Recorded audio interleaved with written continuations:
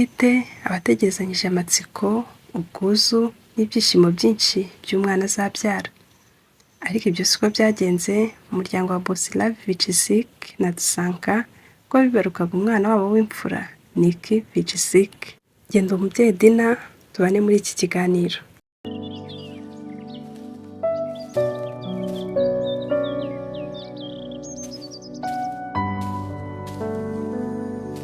Hari ku itariki enye z'ukwezi kwa 12 mu mwaka w'1982 ubwo umuryango wa Bosilav Vichysik na Dusanka bibarukaga umwana wabo w'imfura Niki Vichysik. Yavutse avuka nta maboko ndetse nta n'amaguru afite. Mu kuvuka kwa Niki atagira amaguru n'amaboko byateye igikomere haba ku babyeyi be ndetse no kuri muganga wari uharavuka.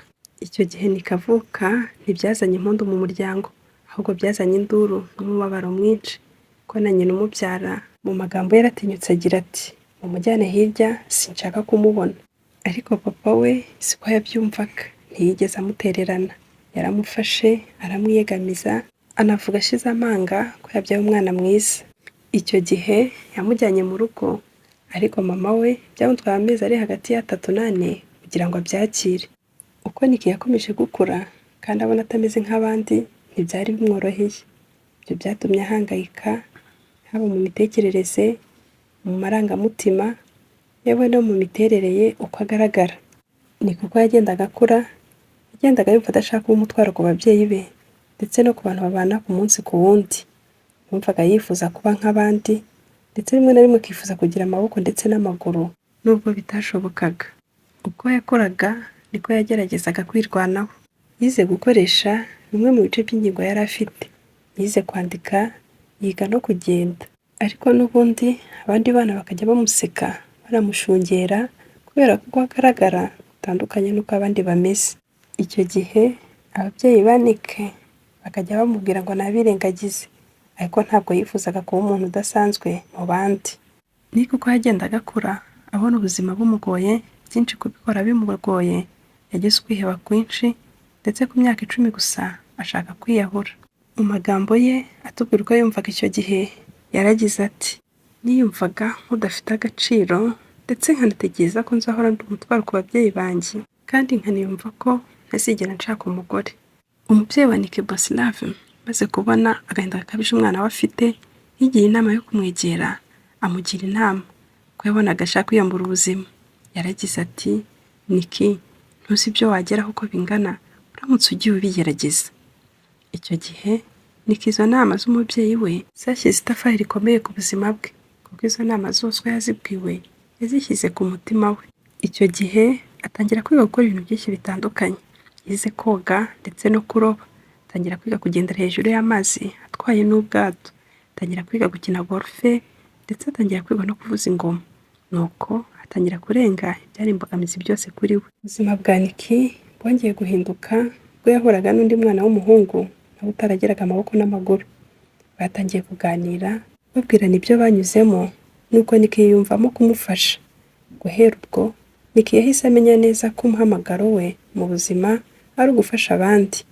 Afite imyaka 19 yatangiye kujya avuga amagambo atera imbaraga abayumva. Icyo gihe Niki avuga ko yari afite amahitamo abiri: kurakarira Imana kubw'ibyo adafite itamuhaye cyangwa se kwishimira kubw'ibyo afite. I did pray for arms and legs, but arms and legs did not come. Because of fear, I concluded God's not real. There is no hope. I'm alone.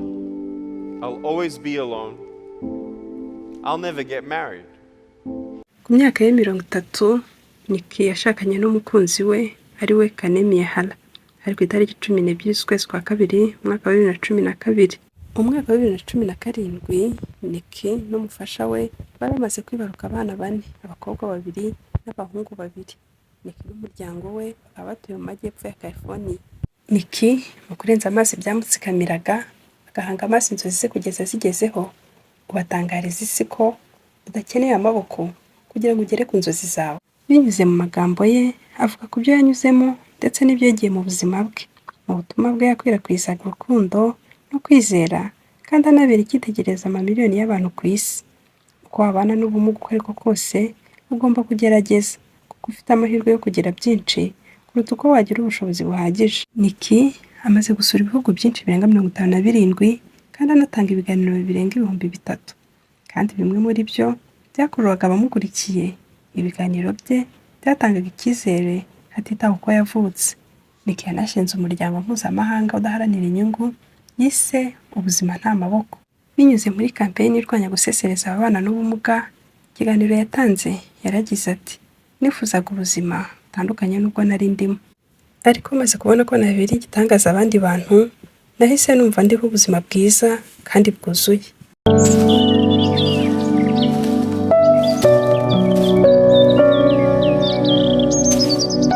Ndagushimiye wabanye natwe muri iki kiganiro. Niba ari ubwa mbere twiyunzeho, ndagusaba gukora subscribe kugira ngo n'ibindi biganiro bye bikugeraho.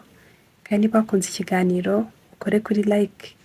Ndabakunda, Imana ibarinde.